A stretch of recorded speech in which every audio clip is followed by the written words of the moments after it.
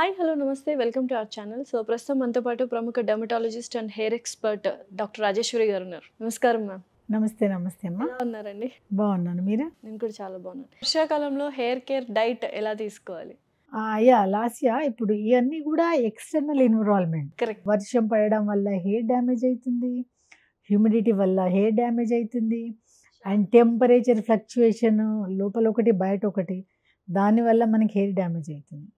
So ఏదో ఒక factor ఈ వర్షాకాలంలో ఎవరో ఒకళ్ళు ఫేస్ చేస్తూ ఉండాలి. కాబట్టి అలాంటి సైడ్ ఎఫెక్ట్ని మనము హెయిర్ని కాపాడుకోవాలంటే ఇంటర్నల్గా మనం కూడా కొంచెం సపోర్ట్ ఇవ్వాలి. సో ఎలాంటి సపోర్ట్ అంటే మెయిన్ డైట్. ఓకే. సో ఆ డైట్లో మనం ఎలాంటి తీసుకోవాలి అంటే కొంచెము డీహైడ్రేటేషన్ డైట్ కాకుండా కొంచెం మాయిస్ట్ బేస్డ్, ఓకే. అంటే internal moisturiser, water content based. Okay. So అలాంటి ఏమున్నాయి మనకి ఎక్కువగా vegetables, fruits. So vegetable water based vegetables మనకి ఏంటి, సోరకాయ, సో బీరకాయ, ఓకే. అండ్ ఫ్రూట్స్లో కనుక వెళ్తే వాటర్ మిలన్, ఈ మస్క్ మిలన్, ఇలాంటి కనుక తీసుకుంటే కొంచెం రూట్స్ని హైడ్రేషన్గా ఉంచుతూ ఏదైతే ఎన్విరాన్మెంటల్ ఫ్యాక్టర్స్ వల్ల మనకి డ్యామేజ్ అవుతుందో ఆ డ్రైనెస్ అనేది వస్తుంది. ఓకే. ఇది ఒక బేసిక్ వాటర్ బేస్డ్. ఇంకోటి ఆల్రెడీ ఆటోమేటికల్లీ డ్రై అవుతుంది, అన్హెల్దీ అవుతుంది హెయిర్ ఈ సీజన్లో అనుకున్నప్పుడు వాటి నుంచి ప్రొటెక్షన్. ఇంకోటి ప్రోటీన్ చాలా ఇంపార్టెంట్. ఓకే. సో హెయిర్ ఎందుకంటే ఈ షాఫ్ట్ అంతా కూడా ప్రోటీన్ బిల్డింగ్స్. సో మన హెయిర్ ఇదంతా షాఫ్ట్, ఇదంతా హెయిర్ ఏమవుతుంది, ఇదంతా ప్రోటీన్ లేనిది అసలు లేదు. ఓకే. దాన్ని కెరాటిన్ అంటాము. సో ఈ ప్రోటీన్స్ ఎవ్రీడే చాలా ఇంపార్టెంట్, ఇన్పుట్ వెళ్తూనే ఉంటుంది. ఎందుకంటే మనకి ఏజ్ ఎలా ఉంటుంది, హెయిర్కి కూడా ఏజ్ ఉంటుంది. డెఫినెట్లీ. మనకి ఎలా స్ట్రెస్ లెవెల్స్ ఉన్నాయో అది కూడా స్ట్రెస్ ఫీల్ అవుతుంది.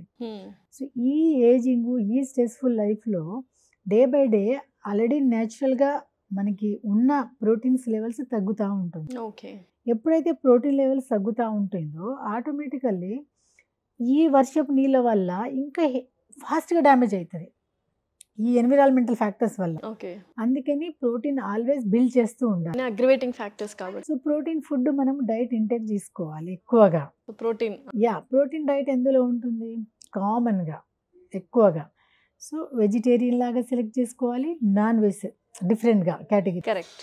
ఈ నాన్ వెజ్ కేటగిరీస్లో ఎక్కువగా రిచెస్ట్ ప్రోటీన్స్ ఎగ్స్లో ఉంటాయి. సో ఎవ్రీడే 1 egg కానీ 2 eggs మినిమం తీసుకోవాలి. తర్వాత చికెన్లో మంచి ప్రోటీన్స్ ఉంటాయి హెయిర్కి.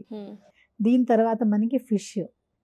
అసలు ఫిష్లో ఉన్న హెయిర్ ప్రోటీన్ చాలా మంచిది, plus omega-3 fatty acids. So everyday egg and chicken and fish. Everyday కాకపోయినా కొంచెం ఈ వీక్లో కొంచెం రిపీటెడ్గా వస్తే చాలా బాగుంటుంది. తర్వాత వెజ్కి వచ్చేసరికి వెజ్లో ఎక్కువగా ఏంటంటే నాన్ వెజ్ తినని వాళ్ళు కూడా ఈ మనకి గుగ్గిళ్ళు అంటాం కదా, అసలే వర్షం చల్లగా ఉంటుంది, వేడి స్నాక్స్ లాగా శనగలు బాయిల్ చేసుకొని, పల్లీలు బాయిల్ చేసుకొని, బఠానీలు బాయిల్ చేసుకొని, ఇవన్నీ ఉంటాయి కదా గింజలన్నీ. కరెక్ట్. సో డైలీ ఒకటి బాయిల్ చేసుకొని మంచిగా ఒక బౌల్ నిండా తిన్నాం అనుకోండి, డైలీ ఇంటేక్ ఉంటుంది. ఓకే. అండ్ ఇంకోటి స్ప్రౌట్స్, మొలకలు అసలు చాలా richest and healthy proteins. So ఈ మొలకలు, తర్వాత స్ప్రౌట్స్, సో ఇవన్నీ కూడా ప్రోటీన్ బేస్ కాబట్టి అదే పనిగా కాకపోయినా ఇవి ఎట్లా తినక తప్పదు, రొటీన్ లైఫ్లో ఉంటాయి ఇండ్లలో. కరెక్ట్. సో డైలీ ఒక బౌల్ తీసుకుంటే మనకి ఎవ్రీడే ప్రోటీన్ వస్తుంది. సో న్యాచురల్గా ఈ హెయిర్ సైకిల్ అనేది జరుగుతూ ఉంటుంది. ఇంకోటి మనకి ఇంకో ఎలిమెంట్ ఏంటంటే కాల్షియము లేనిది అసలు ఎంత ప్రోటీన్ ఉన్నా కూడా వేస్ట్. ఓకే. సో కాల్షియం కూడా ఇంపార్టెంట్, కాల్షియం కూడా ఉండాలి. ఎందుకంటే ఆ ప్రోటీన్స్ అన్నీ కూడా 1 by 1 బిల్డ్ అవ్వాలి కదా, జాయింట్ అవ్వాలి, అన్నీ అవ్వాలి. అప్పుడు కాల్షియం కూడా మనకి ఇంపార్టెంట్.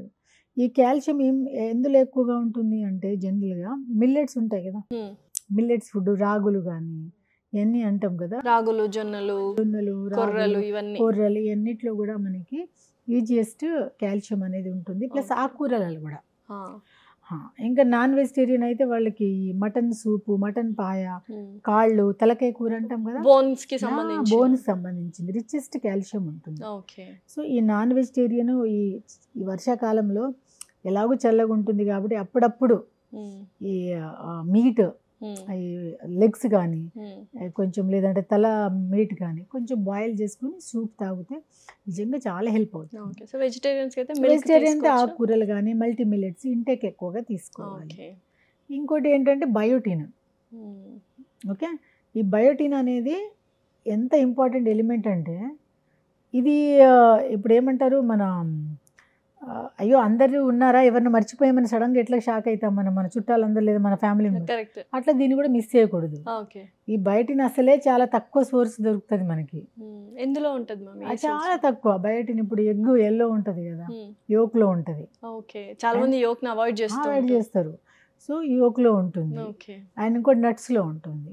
సో అట్లా అని చెప్పేసి ఒబేస్ ఉన్న వాళ్ళు డైలీ ఎల్లో తినకూడదు, ఆల్టర్నేట్ డే లేదంటే వీక్లీ ట్వైస్. కొంచెం థిన్గా ఉన్నోళ్ళు they are not in obese, వాళ్ళు డైలీ తినొచ్చు. నట్స్, గుప్పెడ్ నట్స్ అన్ని డ్రై ఫ్రూట్స్ నట్స్ అన్ని తింటే చాలా బాగుంటుంది. ఇంకోటి లాస్ట్ ఐరన్.